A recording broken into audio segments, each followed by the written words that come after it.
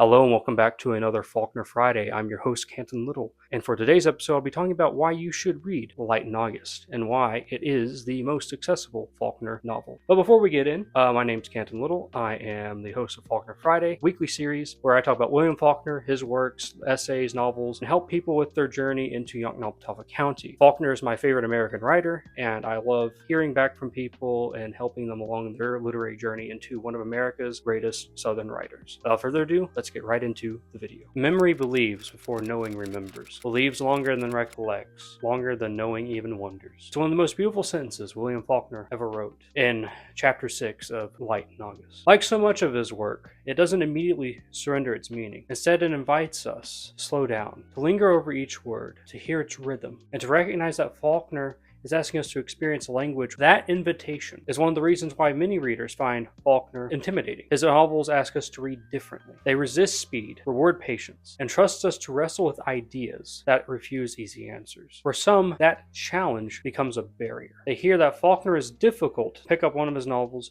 and quietly set it back on the shelf. I understand that hesitation. William Faulkner has a reputation for writing some of the most demanding novels in American literature, and in many ways the reputation is deserved. But I also think that has kept countless readers from discovering one of the greatest literary voices our country has ever produced. That's why I believe Light in August deserves far more attention as a starting point. If someone asks me where should I begin with Faulkner, as some have in the comments below, this is a novel I recommend without any hesitation. It contains everything that makes him extraordinary. Unforgettable characters, breathtaking prose, profound moral questions, and the richly imagined world of Yoknapatawpha County. Yet it does so in a way that welcomes readers instead of overwhelming them. Today I want to explain why I believe Light in August is the best introduction to William Faulkner, offer a few practical suggestions for reading it well, and hopefully convince you that this remarkable novel isn't simply an entry point into Faulkner's fiction, it's an entry point into a lifetime of reading him. So, let's journey into Yoknapatawpha County.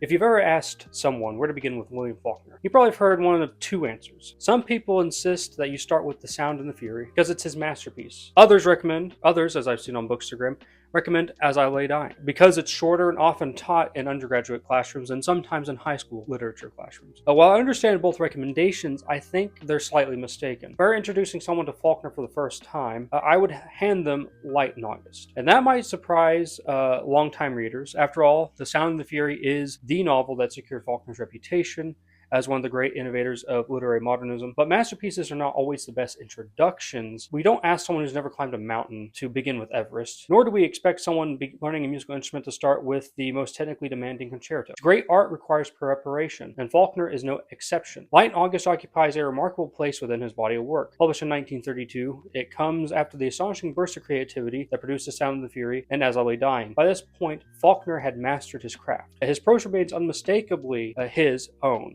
Lyrical, philosophical, and deeply psychological, but is more inviting than in his earlier novels. The narrative is expansive rather than bewildering. The characters are richly developed without requiring readers to reconstruct an entire chronology from scattered fragments. Most importantly, the novel teaches you how Faulkner thinks. By the time you finish it, you'll have developed the habits of reading that make his more difficult works not only more accessible but deeply rewarding. For me, Light in August is the doorway into Yoknapatawpha County. It introduces readers to Faulkner's moral imagination before confronting them with his most radical experiments in narrative form. If you've always wanted to understand why so many readers consider Faulkner America's greatest novelist, this is where I would begin. Before we talk about Light in August, it's worth asking why Faulkner has such an intimidating reputation in the first place. If you've watched other Faulkner Fridays, I've sort of talked about this a little bit, but I want to really hammer it in right here. Part of this answer is certainly his style. Faulkner writes long, winding sentences that often follow the movement of thought rather than the straightforward rules of narration. Time bends and folds back on itself. Characters remember, imagine, and reflect without always announcing when they've left the present moment. Rather than explaining everything immediately, Faulkner trusts his readers to discover meaning gradually. If you're accustomed to novels that guide you carefully from one event to the next, this can feel overwhelming. But I don't think style is the real obstacle for Faulkner. The greater challenge is learning to surrender your expectations about how stories are supposed to unfold. Most novels reward speed. We keep turning pages to discover what happens next. Faulkner rewards patience. He wants us to linger over a sentence, to notice recurring images, to recognize how memory echoes across hundreds of pages. His novels ask us not to merely follow events, but to inhabit consciousness itself. And this is precisely where Light in August distinguishes itself. Unlike The Sound and the Fury, which immediately throws readers into Benji Thompson's radically fragmented perception of time, Light in August offers a comparatively stable narrative foundation. There are multiple perspectives, flashbacks, and moments of extraordinary lyricism, but the reader is rarely disoriented. Instead of struggling to answer what is happening, you are free to ask the more important question: why is Faulkner telling the story this way? This shift makes all the difference. Rather than spending your energy decoding the novel, you can devote your attention to its ideas. And once you've learned to read Faulkner through Light in August, the rest of his fiction becomes far less intimidating. One of the best ways to approach Light in August is to resist the temptation to think of it as primarily a plot-driven novel. Yes, remarkable things happen. There are mysteries, tragedies, and acts of violence, profound moments of tenderness, and unforgettable revelations. But Faulkner is never simply asking what happens next. Instead, he asks a deeper question: who are these people, and why do they see the world the way that they do? At the heart of the novel are three unforgettable figures: Lena Grove, Joe Christmas, Reverend Gail Hightower. Each enters the story carrying a different burden, and each responds to the past in radically different ways. Lena moves steadily forward with quiet hope, trusting that tomorrow may bring something better than yesterday. Joe Christmas spends his life wrestling with questions of identity and belonging, unable to escape a past that continually defines him. Hightower withdraws into memory, becoming so consumed by former glories that he loses contact with life unfolding around him. What makes these characters extraordinary is that Faulkner refuses to simplify them. There are no heroes without flaws, and no villains without humanity. Instead, every character possesses an inner life that unfolds gradually, often forcing us to revise our first impressions. Someone who initially appears cruel may reveal unexpected vulnerability. Someone who seems admirable may expose deep moral failures. Faulkner understands that people are never exhausted by a single description, and his novels ask us to extend the same generosity to everyone we encounter. This is one of the reasons I think Light in August is such an effective introduction to Faulkner. It teaches readers to approach his fiction through character before complexity. Once you become invested in these people, the novel's length and philosophical depth stop feeling intimidating. You're no longer reading to finish the book, you're reading because you genuinely want to understand the lives unfolding before you.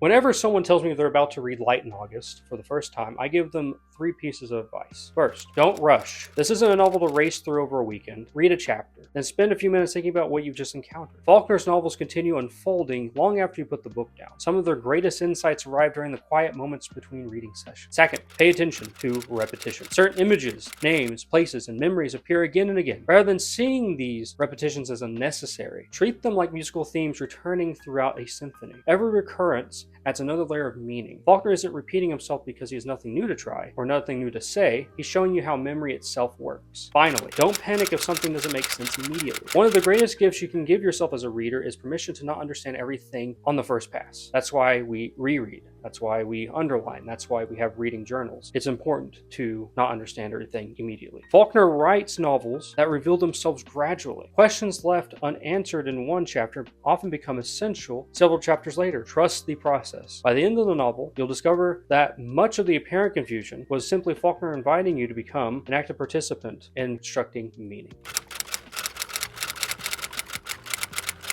Every serious reader eventually encounters a book that changes not only what they read, but how they read. For many people, Light in August becomes that book. What struck me most wasn't simply Faulkner's extraordinary prose, although there are passages of breathtaking beauty. It was his confidence that literature could explore questions with no easy answers. Identity, belonging, memory, violence, hope, faith. Faulkner refuses to reduce any of these realities to simple formulas. Instead, he trusts readers to wrestle alongside his characters. That's one of the reasons I return to him so often. He doesn't offer certainty, he offers understanding. His novels enlarge our capacity for empathy by refusing to flatten people into stereotypes or moral categories. Every page reminds us that human beings are infinitely more complicated than our first impressions suggest. Reading Light in August also changed the way I approach literature as a whole. I stopped asking whether I liked a novel and started asking what it was trying to accomplish. That shift transformed my reading life, eventually leading me into graduate school and now pursuing a PhD studying writers like Faulkner. Some books entertain us, others reshape the way we think. Light in August belongs firmly in the second category. If you've been curious about William Faulkner but felt intimidated by his reputation, let this be your invitation. Start with Light in August. Read it slowly, read it patiently. Keep a notebook nearby. Underline passages that stop you in your tracks. Don't worry about catching every allusion or understanding every symbol. Instead, allow yourself to live with the novel. Faulkner once wrote that the aim of every artist is to arrest motion, to capture life before it disappears. Light in August accomplishes precisely that. It reminds us that literature is not merely something we consume, it is something that changes the way we see the world. And once you've finished, you'll be ready for the novels that have made Faulkner legendary. The Sound of the Fury feels less intimidating. Absalom will become more approachable. You'll begin to recognize the recurring families, places, and ideas that bind Yoknapatawpha County together into one of the greatest fictional worlds ever created. So if this is your first Faulkner novel, welcome. I genuinely believe you've chosen the right place to begin. And if you've already read Light in August, I'd love to hear from you. Do you agree that it's Faulkner's best entry point, or would you recommend another novel? And I'll see you on our next Faulkner Friday as we continue reading beyond the syllabus. And if you've enjoyed this video, please consider leaving a like, commenting, subscribing, and sharing. And I look forward to hearing what you have to say in the comments down below. Bye-bye.